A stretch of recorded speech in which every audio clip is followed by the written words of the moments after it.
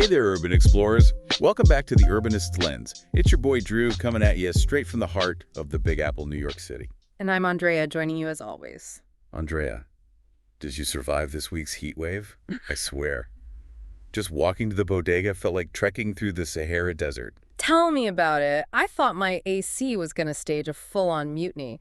It's definitely got me thinking about how crucial it is for cities to figure out this whole urban heat thing. Right. It's like, how can we make our cities these vibrant, walkable paradises, but without turning them into giant ovens? Which brings us to our discourse today, turning down the heat urban style. We're taking a trip down south to San Antonio, a city known for its history, its charm, and its scorching summers. Oh, absolutely. San Antonio summers can be brutal. But what's interesting is that they're not alone. There are cities all over the world grappling with the same challenge, and some of them are actually finding some pretty creative solutions. Okay, I'm intrigued. So what city are we taking inspiration from today? Give us the lowdown. Today we're heading to Brisbane, Australia. Now, Brisbane has a subtropical climate similar to San Antonio, so they know a thing or two about dealing with the heat.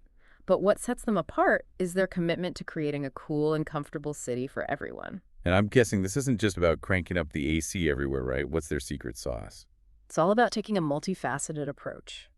Brisbane has implemented a range of strategies that work together to mitigate heat, and they've seen some pretty impressive results.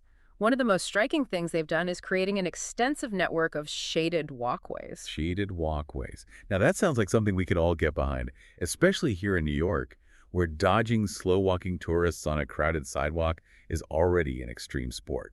Right, imagine that. But under a canopy of trees or a beautiful pergola draped in vines. Not only does it make the city more visually appealing, but it can also significantly reduce the temperature on those walkways. Okay, I'm picturing this, me strolling down a shaded San Antonio street with a Respado in hand, feeling the breeze. Exactly. And, it's not just about comfort. Studies have shown that shaded walkways can actually encourage people to walk more, which has obvious health benefits. Yeah. One study published in the Journal of Urban Design found that people were significantly more likely to choose shaded routes over unshaded ones, even if the shaded route was slightly longer. So it's a win-win. You get to enjoy the city without melting. Yeah. And you get your steps in. I like it. Yeah. What else is on Brisbane's coolness playbook? Well, another fascinating strategy they've embraced is the use of misting systems. You know, those fine mist sprayers you sometimes see in outdoor areas? Yeah, those are pretty common here in New York, too. They're like little oases in the concrete jungle. Exactly. And in Brisbane, they've really embraced this technology. They've strategically placed misting systems throughout the city, in parks, plazas, and even along busy streets. And the cooling effect can be remarkable. Research has shown that misting systems can reduce the ambient temperature by 3 to 5 degrees Celsius. But wait, wasn't that use a ton of water, especially in a hot climate? I mean, we're always hearing about water conservation here in New York, even when it's not a heat wave. That's a valid concern, and it's something Brisbane has addressed head-on. They've integrated their misting systems with their water management infrastructure. They utilize reclaimed water, which is essentially wastewater that's been treated and cleaned, but isn't quite potable. Ah, so they're giving that water a second life instead of just letting it go to waste mart. Right. And they're also using sensors to ensure that the mist is only activated when it's really needed. During those peak heat periods, this combination of reclaimed water and smart technology helps minimize water waste. Okay, so we've got shade and we've got mist. What other tricks does Brisbane have up its sleeve? Well, one of their most impressive initiatives, and one that I think holds a lot of potential for cities like San Antonio, is their focus on urban greenery. They've gone all in on green roofs, vertical gardens, and streets lined with trees. And when I say all in, I mean it. So basically, they're turning their city into a giant, beautiful garden. Sounds like my kind of place. It really is remarkable, and the impact goes beyond just aesthetics. You see plants naturally cool the air through a process called transpiration. Okay, break that down for us, science whiz. What's transpiration and how does it work? Well, think of it this way. Just like we sweat to cool down, plants release water vapor through tiny pores on their leaves. This process, called transpiration, has a cooling effect on the surrounding air. It's like nature's built-in air conditioning system. So it's not just the shade from the trees, but also the fact that they're actively cooling the air around them. That's pretty ingenious. It really is, and the impact can be significant. A study published in the journal Urban Forestry and Urban Greening found that green roofs could reduce air temperatures in urban areas by up to 4 degrees Celsius. 4 degrees might not sound like a lot, but when you're talking about a citywide scale, That can make a huge difference, right? Mhm. Absolutely. And it's not just about temperature reduction. Urban greenery also helps improve air quality, reduce noise pollution, and provide habitats for wildlife. It's a holistic approach to creating a healthier and more livable urban environment. Okay, I'm definitely getting some serious urban jungle vibes here. Mm. And this seems like a strategy that San Antonio could really run with, right? They've Yeah. already got that famous river walk, so maybe they could expand on that concept and create more green corridors throughout the city. I think that's a fantastic idea. And they can even get the community involved by creating community gardens or encouraging residents to plant trees in their neighborhoods. I love it, turning San Antonio into a green oasis. But let's not forget about the buildings themselves. Yeah. Those concrete giants can really trap heat. What's Brisbane doing to tackle that aspect? Well, they've been at the forefront of promoting cool roofs and pavements. These are materials that are designed to reflect more sunlight and absorb less heat, which in turn helps to keep buildings and streets cooler. So it's like giving those buildings and streets a giant sun shield. That sounds pretty futuristic. It kind of is. And it can have a major impact on energy consumption. Cooler buildings mean less reliance on air conditioning, which translates into lower energy bills and a smaller carbon footprint. Okay, now we're talking saving money and the planet at the same time. That's a win-win I can get Yeah, behind. exactly. A study published in the Journal of Building Physics found that cool roofs could reduce a building's cooling load by up to 20%, which can significantly reduce energy consumption. Wow, 20%. That's no small change. Yeah. I'm starting to see why Brisbane is becoming the poster child for beating urban heat.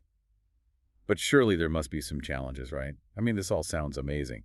But is it really feasible for a city like San Antonio to pull this off? You raise a good point.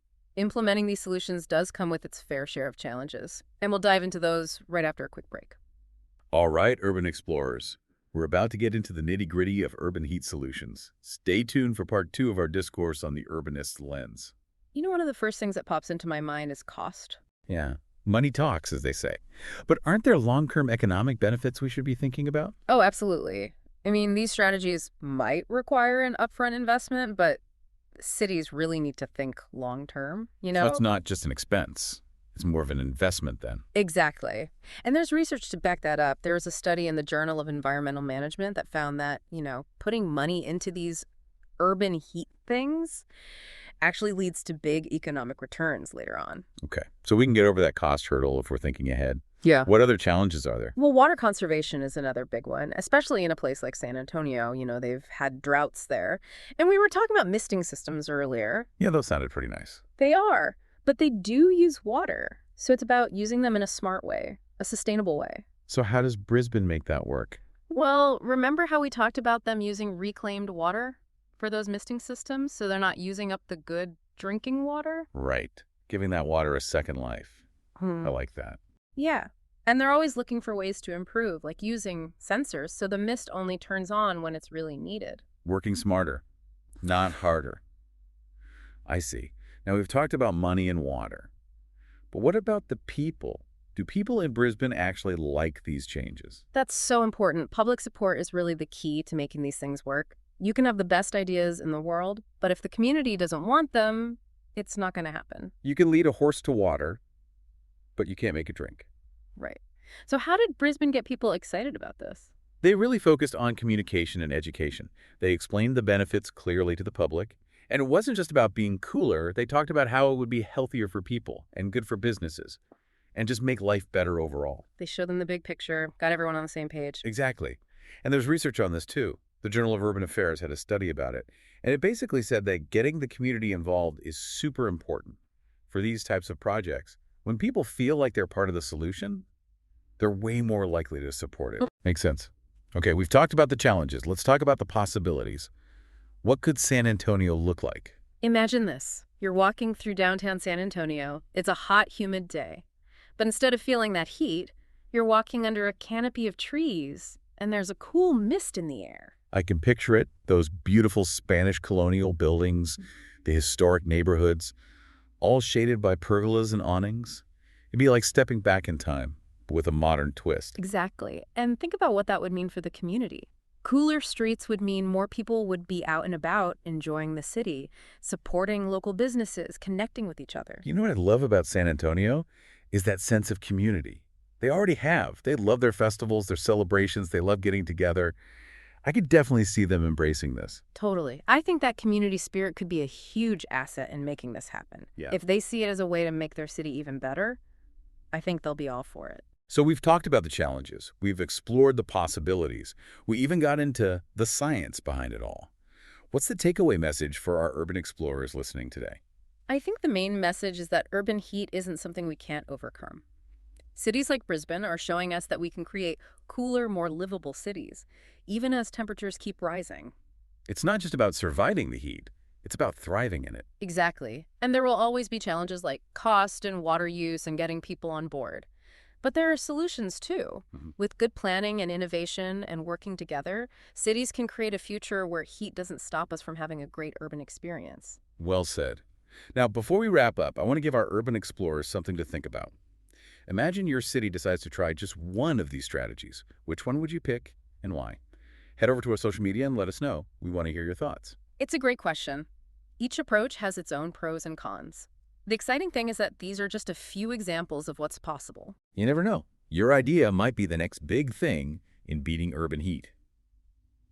And speaking of big things, stay tuned, urban explorers, for our next discourse, where we'll be exploring the amazing world of adaptive architecture. So, right, folks, next time, we're going deep into the world of buildings that can actually change and respond to the environment around them. It's pretty amazing stuff. We'll be exploring how architects and engineers are designing these structures that can adapt to things like changing temperatures and weather patterns and even what the people using the building need. It sounds like science fiction, but it's happening right now. We'll be talking about things like self-shading facades and ventilation systems that can adjust themselves, and even building materials that can store and release heat.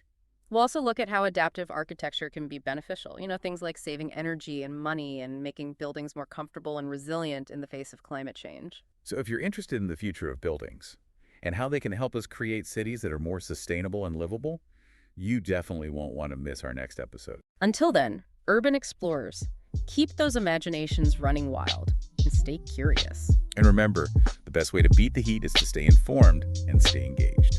We'll catch you next time on the Urbanist's Lens Adios.